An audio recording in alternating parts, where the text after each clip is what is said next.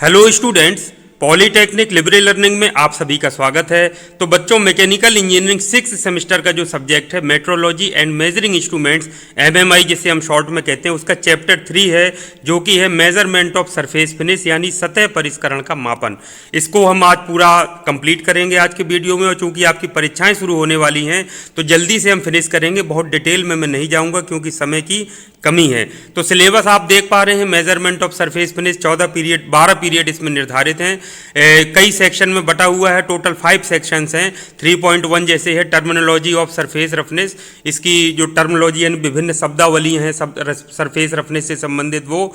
3.2 है concept of primary texture and secondary texture, ये क्या होता है इसका कॉन्सेप्ट। 3.3 है factors affecting surface finish, surface finish को प्रभावित करने वाले कारक। 3.4 है CLA, RMS and RA value, ये क्या होते हैं, इन टर्म्स को परिभाषित करना है। और 3.5 में है principle and operation of stylus probe instruments, जो स्टाइलिस प्रोब जिनमें लगा होता है ऐसे इंस्ट्रूमेंट्स जो कि सरफेस रफनेस को मापने का कार्य करते हैं। उनमें 2 प्रमुख होते हैं, Tomlinson surface meter and Taylor surface Talysurf इसको कहते हैं। तो शुरुआत से आइए हम शुरुआत करते हैं, बेसिक कॉन्सेप्ट को समझते हुए। आप अपनी कॉपी सामने रख लीजिए, नोट्स बनाते हुए आपको चलना है और अपना कॉन्सेप्ट समझने के साथ साथ में पूरे नोट्स भी तैयार कर लेना है।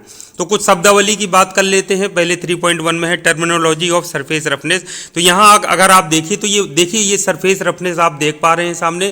तो ये सरफेस रफनेस बच्चों बहुत माइक्रो लेवल पर माइक्रोस्कोप से जब देखा जाता है तब इस तरीके की स्ट्रक्चर हमको दिखाई देती है।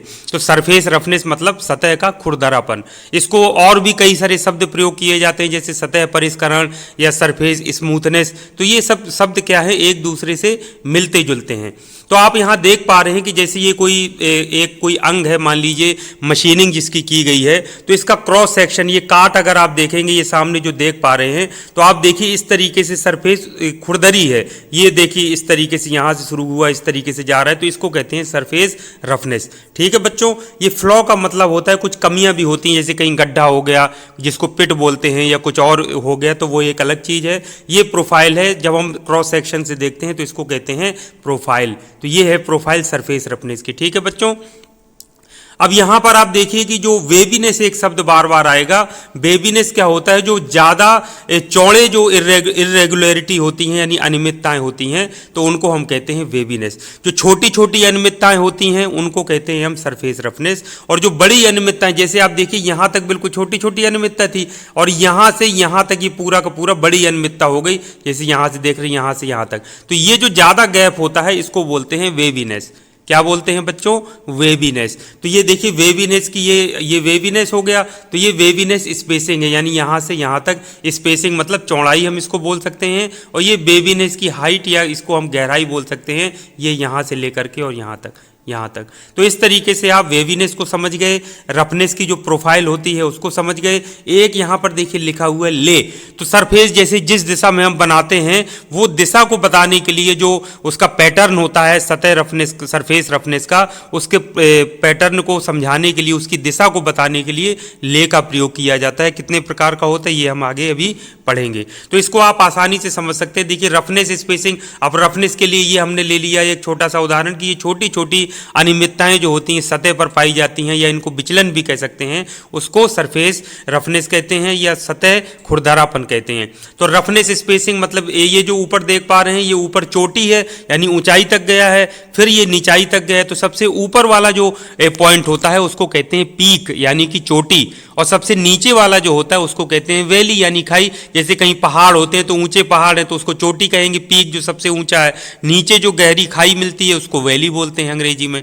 तो ये है बच्चों रफनेस स्पेसिंग, यानी एक पॉइंट से दूसरे पॉइंट तक की, मान लीजिए आपने पीक है उससे एक चोटी से दूसरी चोटी तक की जो गैप लिया है, या फिर आपने खाई के बीच की दूरी ली है, तो उसको रफनेस स्पेसिंग कहेंगे। और ये रफनेस की हाइट हो गई, आप ये पूरी देखिए यहाँ से यहाँ तक दिखाई गई है, ये आपका रफनेस है। तो आपने इसमें चित्र में समझ लिया कि रफनेस क्या है, रफनेस की प्रोफाइल क्या है। प्रोफाइल मतलब ये जो अनुप्रस्थ काट जो हम देखते हैं यहाँ से साइड से, उसको कहते हैं प्रोफाइल।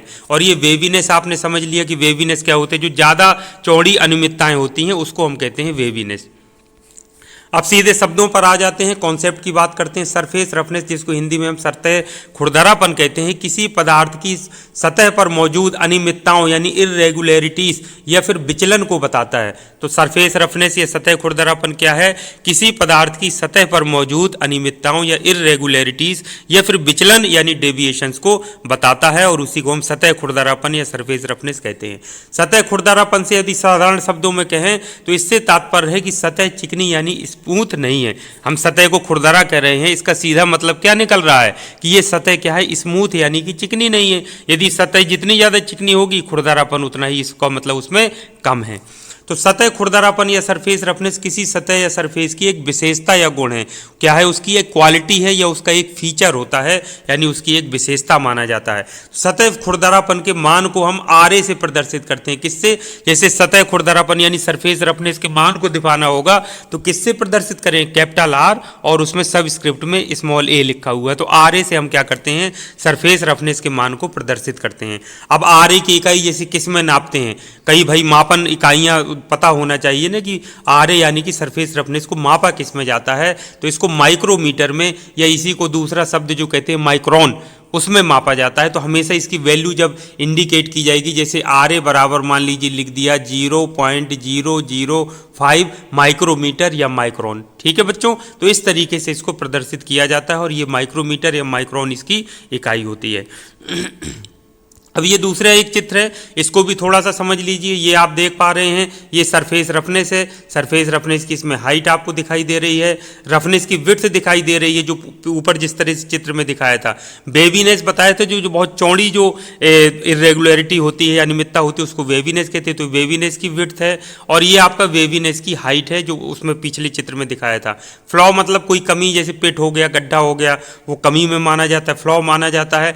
ले डायरेक्शन मतलब जैसे ये सतह है, अब देखिए ये जो इस डायरेक्शन में मशीनिंग की गई है तो उसको जो पैटर्न, जो सतह का टेक्सचर होता है, उसकी पैटर्न को जो प्रदर्शित करने वाली दिशा होती है उसको हम ले कहते हैं कि किस दिशा में मशीनिंग की गई है या कोई अन्य ऑपरेशन किया गया है, या सतह का जो टेक्सचर है वो किस डायरेक्शन में है। तो जैसे ये इसका देख पा रहे हैं, ये लंबवत है। तो लंबवत कई प्रकार के होते हैं, अभी हम आगे ले में बात करेंगे और ये बहुत महत्वपूर्ण टॉपिक भी है। अब सतह खुरदरापन से संबंधित कुछ महत्वपूर्ण शब्दावली होती हैं। जैसे पहला खुरदरापन यानी रफनेस को आपने समझ लिया, यह किसी पदार्थ की सतह पर उपस्थित अनियमितताओं को प्रदर्शित करता है जो कि उत्पादन प्रक्रम या घिसाव के कारण उत्पन्न होती हैं। तो ये क्या है? खुरदरापन या सतह रफनेस क्या है? किसी सतह पर उपस्थित, किसी पदार्थ की सतह पर उपस्थित जो अनियमितताएं या इरेगुलरिटीज होती हैं या विचलन या डेविएशंस होती हैं, उसी को हम खुरदरापन रफनेस कहते हैं ऊपर। और ये किस कारण से उत्पन्न होती हैं? उत्पादन प्रक्रम या फिर घिसाव के कारण। कोई मैन्युफैक्चरिंग प्रोसेस हो रही है जिससे उसको पदार्थ को बनाया जा रहा है, या फिर घिसाव के कारण कहीं खरोंच लग गई या घिस रहा है पदार्थ, तो उसके कारण ही ये खुरदरापन या रफनेस होती है। दूसरा है प्रोफाइल। आपको प्रोफाइल अभी मैंने ऊपर दिखाया था कि प्रोफाइल सतह की आकृति को प्रदर्शित करता है। जब हम क्रॉस सेक्शन देखते हैं उसका या अनुप्रस्थ काट देखते हैं तो उसी की जो आकृति दिखती है उसको हम प्रोफाइल कहते हैं। सबसे ऊपर वाले चित्र में मैंने आपको बताया था। चोटी या पीक मैंने आपसे बताया था कि सबसे ऊंचा बिंदु होता है, नाम से ही पता चल रहा है। पीक मतलब सबसे उच्च शिखर जो जिसको कहते हैं, या चोटी सबसे ऊंचा बिंदु। दूसरा घाटी किसको कहेंगे? सबसे निम्नतम बिंदु को, तो उसको वैली कहते हैं अंग्रेजी में। तो सबसे निम्नतम बिंदु जो होता है, चित्र में मैंने आपसे बताया था। जैसे एक चित्र और देख लीजिए, ये देखिए, जैसे एक बहुत माइक्रो लेवल पर माइक्रोस्कोप से देखने पर तो ये सबसे ऊंचा बिंदु मान लीजिए ये जैसे आए तो ये पीक कहलाएगा, सबसे ऊंचाई पर जो, और नीचे जो गहराई पर जाता है उसको हम वैली बोलते हैं। तो इस तरीके से ये सारा इसमें चित्र में आप इसको देख सकते हैं। ऊंचाई यानी एम्पलीट्यूड एक शब्द और प्रयोग होता है। ये सतह पर सबसे ऊंची चोटी और सबसे निचली घाटी के बीच की ऊर्ध्वाधर दूरी को प्रदर्शित करता है।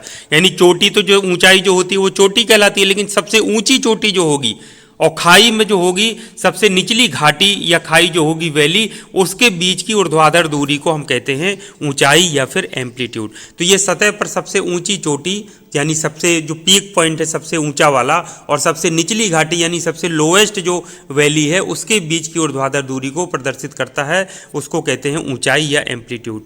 एक होता है बच्चों तरंग दैर्ध्य या वेवलेंथ कहते हैं। ये सतह पर लगातार दो चोटियों या घाटियों के बीच की दूरी को तरंग दैर्ध्य कहते हैं। तो जैसे मान लीजिए, फिर से मैं बता देता हूँ, जैसे ये सरफेस रफनेस ये अभी मैंने आपको ऊपर दिखाया था, तो ये देखिए क्या है, चोटी है, ये चोटियाँ हैं, ये तो लगातार दो चोटियों के बीच की दूरी ये देखिए कहलाएगी तरंग दैर्ध्य या वेवलेंथ। चाहे आप घाटी के बीच में ले लीजिए, दो घाटियों के बीच की दूरी, ये तरंग दैर्ध्य, इसको लैम्डा से प्रदर्शित कर सकते हैं।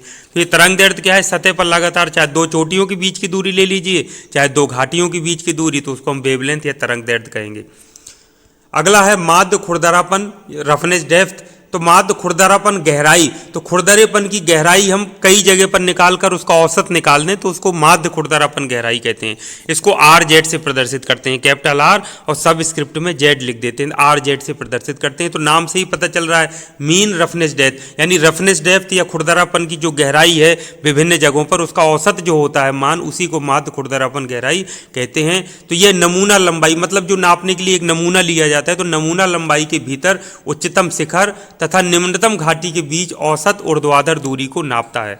तो गहराई का मतलब तो यही हुआ, तो उच्चतम शिखर हम ले लें और निम्नतम घाटी के बीच औसत ऊर्ध्वाधर दूरी, यानी ऊर्ध्वाधर दूरियां जो आ रही हैं उनका औसत निकाल लें, तो औसत ऊर्ध्वाधर दूरी को या गहराई को हम क्या कहेंगे, माध्य खुरदरापन गहराई।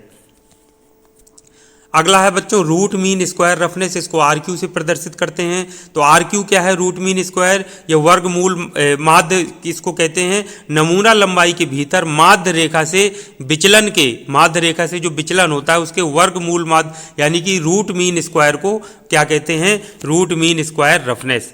तो ये आप ध्यान रखिएगा, इसको आर क्यू से प्रदर्शित करते हैं। और नमूना लंबाई के भीतर माध्य रेखा से विचलन के वर्ग मूल माध्य जो होता है या रूट मीन स्क्वायर होता है उसकी गणना के लिए एक सूत्र निकल करके आता है जिसे रूट मीन स्क्वायर रफनेस या आर क्यू से प्रदर्शित करते हैं।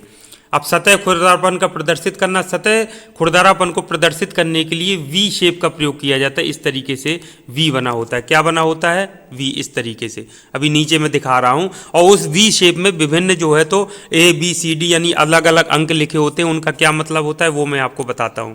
तो यहां देखिए ये है, देखिए ये फ्लैट सतह है, ये वी शेप बना है, ये आपका वी शेप है, ठीक है बच्चों, ये वी शेप है। तो ये जो वी शेप बनाने के लिए ये कोण 60 डिग्री का होता है, इधर का कोण 60 डिग्री का होता है।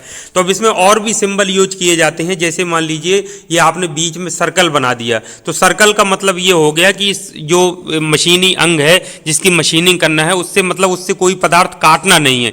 जैसे फॉर्मिंग प्रोसेस जो होता है, फॉर्मिंग में पदार्थ काटकर अलग नहीं किया जाता है, उसमें दूसरे रूप में ढाल दिया जाता है। तो ये सर्कल बना दिया। मान लीजिए मशीनिंग करना है अगर, तो इसको क्या करते हैं, इसको क्षैतिज रेखा से जोड़ देते हैं, ऐसे देखिए जैसे इसमें ये जोड़ दिया। तो इसमें इसका मतलब हो गया, ये प्रदर्शित क्या करने लगा कि इसको मशीनिंग किया जाना है इस सतह को। तो ये सिंबल हम इस तरीके से बना देते हैं। ये सिंबल एक जनरल बताता है जो रफनेस को दिखाता है कि इसका संकेत क्या है। अगर सर्कल एक बन गया, दोनों ये इसके बीच में, दोनों ये जो बी शेप दिख रहा है इसके बीच में, इसका मतलब है कि धातु को काटा नहीं जाना है या उसकी मशीनिंग नहीं होनी है, जैसे फॉर्मिंग प्रोसेस, यानी उसमें धातु काटकर अलग नहीं होना है। लेकिन ये सर्कल की जगह अगर हमने इसको बंद कर दिया ये क्षैतिज लाइन से, तो इसका मतलब है कि इसको मशीनिंग की जानी है, ये हम इसको दर्शाता है।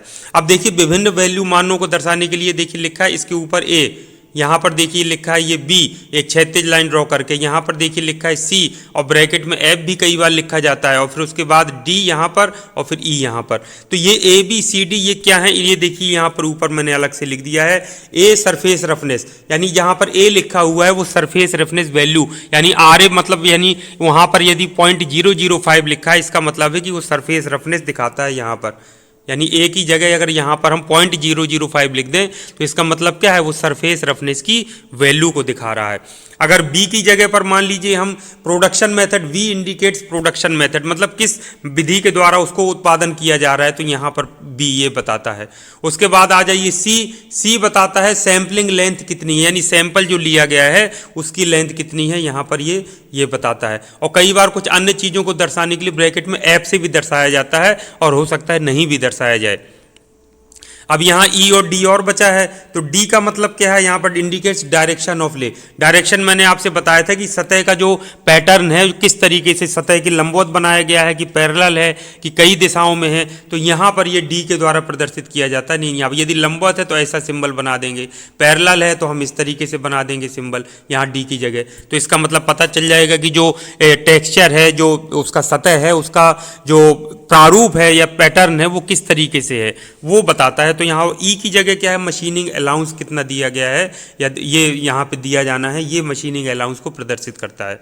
ठीक है बच्चों, तो इस तरीके से आपने ए बी सी डी और ई ये सारा चीज जाना। ए क्या है, ये रफनेस वैल्यू को दर्शाता है आर ए में, बी प्रोडक्शन मेथड को दर्शाता है, सी आपका बताता है कि सैंपलिंग लंबाई कितनी है, लेंथ कितनी है, डी डायरेक्शन ऑफ ले को बताता है, ई बताता है मशीनिंग अलाउंस को, और एफ जो मैंने बताया ब्रैकेट में कई बार लिखा जा सकता है, कुछ अन्य वैल्यू को बताता है, जैसे रफनेस वैल्यू, कुछ अन्य चीज़ों को जैसे दर्शाना है आरएमएस वगैरह, तो उसको दर्शाने के लिए ब्रैकेट में एफ की जगह पर हम लिख देते हैं।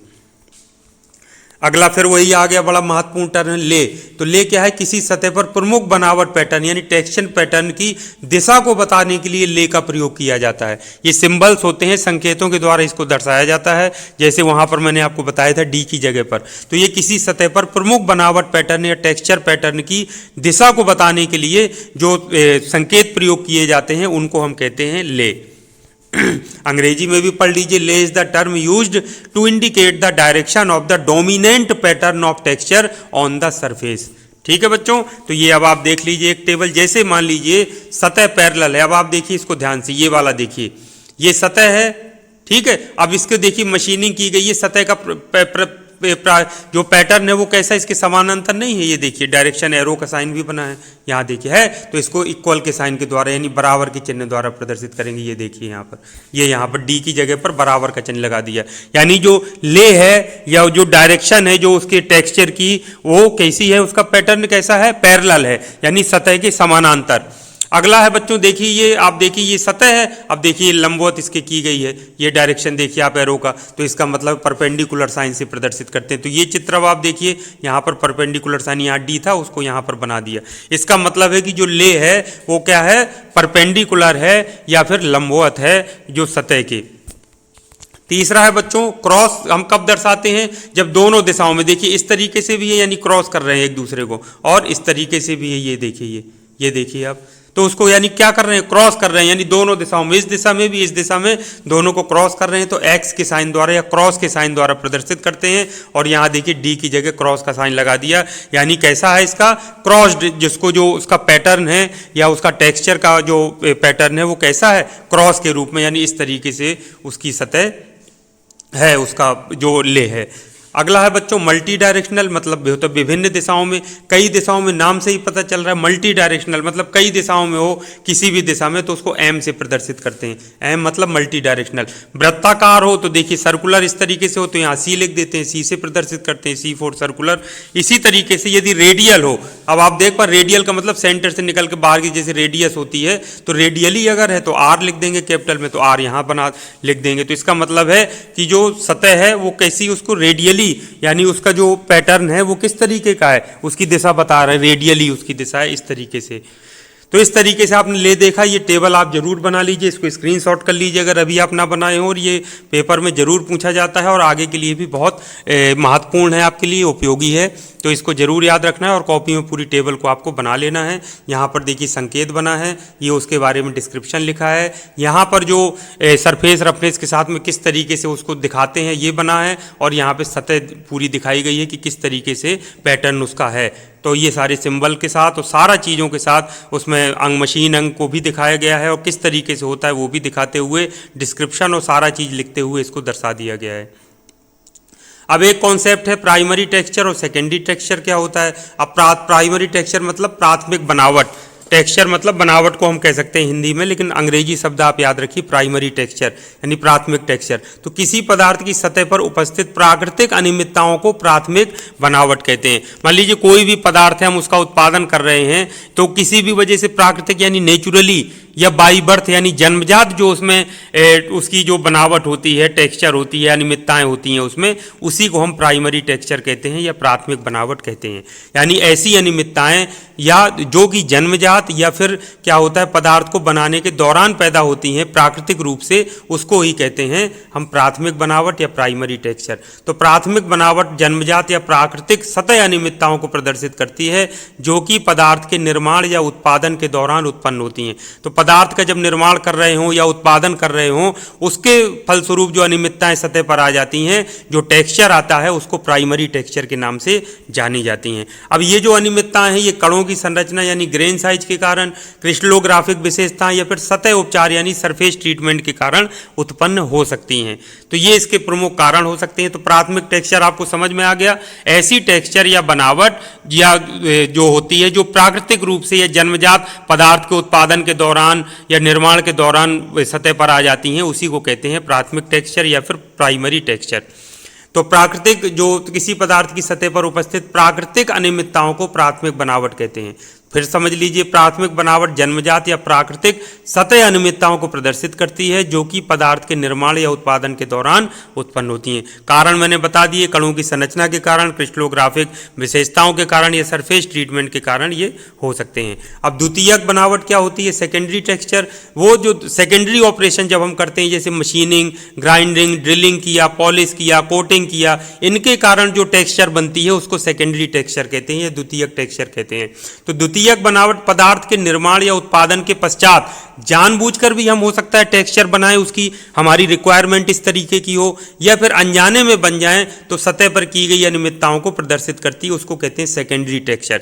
यानी इंटेंशनली मान लीजिए हमें डिजाइन ही ऐसी बनाना है तो सेकेंडरी टेक्सचर यानी हम इस तरीके का उसमें करेंगे, पॉलिशिंग करेंगे या ग्राइंडिंग करेंगे या कुछ भी हम करेंगे ऐसा मशीनिंग कि जानबूझकर हम इस तरीके की डिजाइन बनाएं। तो द्वितीयक बनावट पदार्थ के निर्माण या उत्पादन के पश्चात हम जानबूझकर या अनजाने में जो की गई सतह की अनियमितताएं हैं उन्हीं को हम कहते हैं सेकेंडरी टेक्सचर या द्वितीयक बनावट। तो ये मशीनिंग हो गया, ग्राइंडिंग हो गया, पॉलिशिंग हो गया, कोटिंग इत्यादि विभिन्न प्रक्रियाओं के माध्यम से द्वितीयक बनावट उत्पन्न की जा सकती है। मैंने बताया ना, हमारी आवश्यकता भी होती है, हमें सतह का टेक्सचर ही ऐसा बनाना है तो हम जानबूझकर भी ऐसा कर सकते हैं, इरेगुलरिटीज अनियमितताएं इस तरीके की बना दे तो वो सेकेंडरी टेक्सचर, वो हम पॉलिशिंग करके, ग्राइंडिंग करके, कोटिंग के द्वारा या मशीनिंग के द्वारा, या फिर हो सकता है कई बार गलती से हम ड्रिलिंग कर रहे हों, मशीनिंग कर रहे हों, ये कोई भी मशीनिंग ऑपरेशन या पॉलिशिंग, कोटिंग, ग्राइंडिंग तो बन जाए तो वो सब आएगा किसमें? सेकेंडरी टेक्सचर या द्वितीयक बनावट में। सतह परिष्करण को प्रभावित करने वाले कारक यानी फैक्टर्स अफेक्टिंग सरफेस फिनिश, इसको प्रभावित करने वाले प्रमुख 5 कारण मैंने लिखे हैं। पहला है मशीनिंग प्रक्रिया। तो मशीनिंग हम किसी जैसे मिलिंग में कर रहे हैं, टर्निंग में, ग्राइंडिंग में, होनिंग में, तो अलग अलग जो मशीनिंग प्रक्रियाएं होती हैं वो सतह परिष्करण को अलग अलग प्रकार से प्रभावित करती हैं और उनकी वैल्यू भी सब में अलग अलग होती है। तो सबसे प्रमुख कारण क्या है? मशीनिंग प्रक्रिया, मशीनिंग प्रोसेस आप कौन सी यूज कर रहे हैं, मिलिंग के द्वारा कि टर्निंग के द्वारा कि ग्राइंडिंग के द्वारा कि होनिंग के द्वारा, ये कहीं ना कहीं सरफेस फिनिश या सतह परिष्करण को प्रभावित करती हैं। दूसरा है बच्चों कटिंग पैरामीटर। कटिंग पैरामीटर में आता है जैसे कटिंग स्पीड आप कितनी इस्तेमाल कर रहे हैं, फीड रेट क्या है, डेप्थ ऑफ कट क्या है, टूल ज्योमेट्री क्या है, ये सभी कटिंग पैरामीटर्स में आते हैं और ये सभी क्या करते हैं? सरफेस रफनेस को प्रभावित करते हैं। ठीक है बच्चों। तीसरा है कटिंग टूल की स्थिति। कटिंग टूल की टूल कंडीशन कैसी है? धार है उसमें, कई बार काम करते करते उसकी धार कुंद हो जाती है, धार चली जाती है, तो ये है, तो उसकी स्थिति कैसी है उस पर भी निर्भर करेगा कि सतह परिष्करण हमको कैसे प्राप्त होगा। तो कटिंग टूल की स्थिति ये बहुत ही महत्वपूर्ण कारक है। चौथा है पदार्थ के गुण, ये मटेरियल प्रॉपर्टीज, जो पदार्थ जिसमें मशीनिंग इस तरीके के कार्य हम कर रहे हैं उसकी हार्डनेस कैसी है, उसकी डक्टिलिटी क्या है, वर्केबिलिटी क्या है, ये सभी जो उसके गुण होते हैं पदार्थ के वो भी सतह परिष्करण को प्रभावित करते हैं, सरफेस फिनिश या सरफेस रफनेस को प्रभावित करते हैं। पांचवा है लुब्रिकेशन एवं कूलिंग। आपको पता है मशीनिंग के दौरान लुब्रिकेंट का प्रयोग किया जाता है और कूलेंट का प्रयोग किया जाता है, ठंडा रखने के लिए, चिकरा रखने के लिए। तो लुब्रिकेंट और ये कूलेंट और भी क्या करते हैं? सतह बिल्कुल परिष्करण उसको बहुत अच्छा बनाते हैं, यानी चिकना सतह हमको प्राप्त होती है यदि हम लुब्रिकेंट और कूलेंट का प्रयोग करते हैं। तो ये भी बहुत महत्वपूर्ण कारक है। तो इस तरीके से 5 कारक हैं जो क्या करते हैं? आपके सतह परिष्करण या सरफेस फिनिश को, या आप उसको सरफेस रफनेस कह लीजिए, उसको प्रभावित करते हैं। पहला मशीनिंग प्रक्रिया, मशीनिंग प्रोसेस जैसे मिलिंग, ड्रिलिंग, ग्राइंडिंग, होनिंग इत्यादि। दूसरा कटिंग पैरामीटर जैसे cutting speed, feed rate, depth of cut और टूल ज्योमेट्री इत्यादि।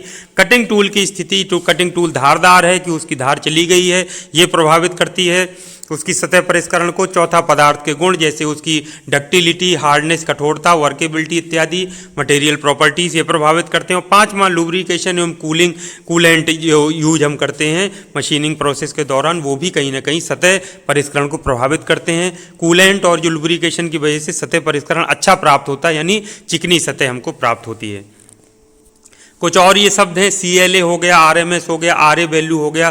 तो CLA का फुल फॉर्म होता है सेंटर लाइन एवरेज। क्या होता है बच्चों? Centre line average. इसका दूसरा नाम है AAR, जिसे कहते हैं अरिथमेटिक एवरेज रफनेस के रूप में भी जाना जाता है। तो ये माप लंबाई जरूर, यानी सैंपलिंग लेंथ जैसे अंग्रेजी में कहते हैं। इसके भीतर सतह प्रोफाइल क्या है? सतह प्रोफाइल आपने देखी थी, और केंद्र रेखा के बीच की औसत दूरी है।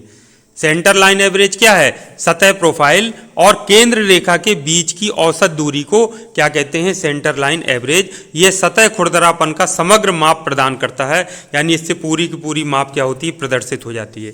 अंग्रेजी में भी लिखा है, अगर अंग्रेजी में पढ़ना चाहे तो उसको पढ़ सकते हैं। रूट मीन स्क्वायर आरएमएस कहते हैं शॉर्ट में। ये क्या है, आरएमएस बच्चों जो स्टेटिस्टिकल वैल्यू यानी सांख्यिकीय मान है। तो आरएमएस एक सांख्यिकीय मान है जो नमूना लंबाई के भीतर, ये शब्द बार बार आएगा, माध्य रेखा से सतह प्रोफाइल के विचलन के वर्ग माध्य मूल की गणना करता है, यानी रूट मीन स्क्वायर की गणना करता है। एक सूत्र होता है, उससे इसकी गणना की जाती है। यह सतह खुरदरापन के फैलाव के बारे में जानकारी प्रदान करता है कि सतह खुरदरापन किस तरीके से फैला हुआ है। तो सतह खुरदरापन के फैलाव के बारे में जानकारी किसके द्वारा मिलती है, आरएमएस के द्वारा, यानी कि रूट मीन स्क्वायर के द्वारा। तो ये क्या है, एक सांख्यिकीय मान या स्टैटिस्टिकल वैल्यू है जो नमूना लंबाई के भीतर क्या करता है, माध्य रेखा से सतह प्रोफाइल के विचलन के वर्ग माध्य मूल की गणना करता है, यानी रूट मीन स्क्वायर की गणना करता है। तीसरा है रफनेस एवरेज, आरए इसको शॉर्ट में कहते हैं। नमूना लंबाई के भीतर सतह के खुरदरेपन के औसत मान को औसत खुरदरापन या आरए रफनेस एवरेज कहते हैं। नाम से ही पता चल रहा है, आरए मतलब रफनेस एवरेज, यानी नमूना लंबाई के भीतर सतह के खुरदरेपन के औसत मान को औसत खुरदरापन कहते हैं। नाम से पता चल रफनेस एवरेज, यानी रफनेस का जो एवरेज या औसत होता है नमूना लंबाई के भीतर, जो नमूना हमने लिया है उसी को कहेंगे रफनेस एवरेज, और इसको आरए से प्रदर्शित करेंगे। तो ये क्या होता है, इस सतह की चोटियों और घाटियों के बीच की औसत ऊर्ध्वाधर दूरी को प्रदर्शित करता है। रफनेस एवरेज क्या है, जो चोटी थी पीक और जो घाटी वैली थी उसके बीच की औसत ऊर्ध्वाधर दूरी को ये प्रदर्शित करता है, रफनेस एवरेज या आरए जिसको हम कह रहे हैं। अब है principle and operation of stylus probe instrument. Stylus probe आपने एमएमआई में सेकंड में पहले मैंने आपको बता चुका हूं। जैसे वर्नियर जो हाइट गेज होता था, हाइट गेज में स्टाइलिस लगा हुआ था जिससे हम दूरी को मापते हैं या जितनी ऊंचाई पर हम उसको रखना होता है। तो इस तरीके के कुछ उपकरण आते हैं जो सतह खुरदरेपन का मापन करते हैं या सरफेस फिनिश का मापन करते हैं। तो उसके कुछ दो उपकरण प्रमुख होते हैं, एक तो टॉमिल्सन सरफेस मीटर होता है, दूसरा होता है टेलर सरफेस टेलीसर्फ। ये दो प्रमुख उपकरण हैं जो कि प्रयोग किए जाते हैं और उनमें स्टाइलिस प्रोब लगा होता है, निकला होता है, उसको सतह पर चलाया जाता है और उसके आधार पर वो क्या करता है, डिजिटल मान में उसको दिखा देता है कि कितनी सरफेस रफनेस है या क्या उसकी प्रोफाइल है। तो स्टाइलिस प्रोब उपकरण होता है। स्टाइलिस प्रोब मैंने आपसे बताया कि बाहर की तरफ आपने सेकंड चैप्टर में ही पढ़ लिया होगा और आप मुझे उम्मीद है कि अच्छे से जानते होंगे। तो ये स्टाइलिस जांच उपकरणों का उपयोग सतह खुरदरापन को मापने के लिए किया जाता है। उनमें एक स्टाइलिस, एक हो सकता है बढ़िया हीरे की नोक वाली प्रोब लगी हो, बाहर की तरफ निकली रहती है, जिसको सतह पर चलाया जाता है, होती है जैसे पदार्थ की सतह पर घुमाया जाता है और सतह की अनियमितताओं को निर्धारित करने के लिए स्टाइलिस के ऊर्ध्वाधर विस्थापनों को रिकॉर्ड किया जाता है। ये अब आप देखिए ध्यान से। मान लीजिए ये एक ऑब्जेक्ट है यानी अंग है जिसको हमको सतह खुरदरापन या इसकी सरफेस रफनेस मापना है। तो ये देखिए ये उपकरण है, ये इसमें देखिए स्टाइलिस प्रोब ये लगा है। तो इसको यहाँ पे सतह पर पूरी घुमाया जाता है, पूरी सतह पर घुमाते हैं। तो ये जहाँ पर मान लीजिए खुरदरा होगा, उभरा हुआ होगा, तो वहाँ पर ये स्टाइलिस प्रोब ऊपर की तरफ जाएगा ऊर्ध्वाधर, तो वहाँ पर ये क्या करेगा, इसका कनेक्शन देखिए इससे डिजिटली ये पूरा का पूरा देखिए ये प्रोफाइल बना रहा है, यानी कहाँ पर गहराई थी, कहाँ पर जब नीचे जाएगा तो बताएगा, ऊपर जाएगा तो बताएगा। तो यहाँ देखिए इस तरीके से ये ग्राफ ड्रॉ होता है और पूरा हम इसको एक्सप्लेन कर सकते हैं कि सरफेस रफनेस कितनी है, उसमें फार्मूले लगा करके पूरा का पूरा मान हम ज्ञात कर सकते हैं। तो ये डिजिटली ही सारा पूरा का पूरा बता दे रहा है। देखिए आप 0.64 माइक्रोमीटर ये इसी में लिख करके आ जा रहा है। तो डिजिटली है, इस तरीके के ये उपकरण होते हैं जो सतह सरफेस रफनेस मेजरमेंट जिनसे किया जाता है। तो अब आप समझ गए होंगे इसको पूरे अच्छे चित्र देख करके। दूसरा चित्र देख लीजिए, ये देखिए ये है स्टाइलिस, वही जिसको प्रोब कह रहे हैं। ये इसको सतह पर घुमाया जाता है जिसकी सरफेस रफनेस हमको ज्ञात करनी होती है। ट्रांसड्यूसर होता है जो कि क्या करता है, वो जो सिग्नल्स जो अप डाउन होता है यानी लंबवत जो वो गति करता है स्टाइलिस, तो उसको किसमें इलेक्ट्रिकल सिग्नल में बदल करके फिर वहाँ पर प्रदर्शित करता है, जो ऊपर की चित्र में आपने देखा है।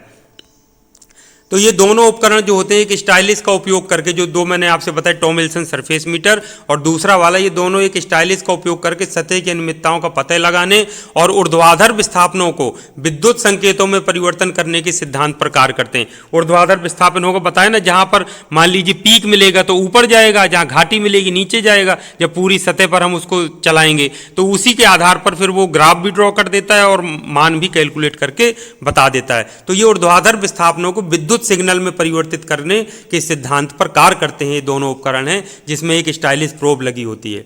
तो ये जिन्हें सतह खुरदरा मापदंडों को निर्धारित करने के संसाधित किया जाता है। सतह खुरदरापन मापन उपकरण दो मैंने आपसे बताया इस सिलेबस में, Tomlinson surface meter. Tomlinson surface meter एक पोर्टेबल उपकरण है जो सतह खुरदरापन को मापता है, मतलब एक स्थान से दूसरे स्थान पर इसको आसानी से ले जा सकते हैं, पोर्टेबल होता है। इसमें लगे स्टाइलिस को सतह पर घुमाया जाता है और स्टाइलिस के लंबवत विस्थापनों को रिकॉर्ड किया जाता है और उसके आधार पर फिर ये सारे मान ज्ञात किए जाते हैं, जैसे RA, RZ, RQ और पीक टू वैली दूरी जैसे पैरामीटर के बारे में जानकारी प्रदान कर देता है।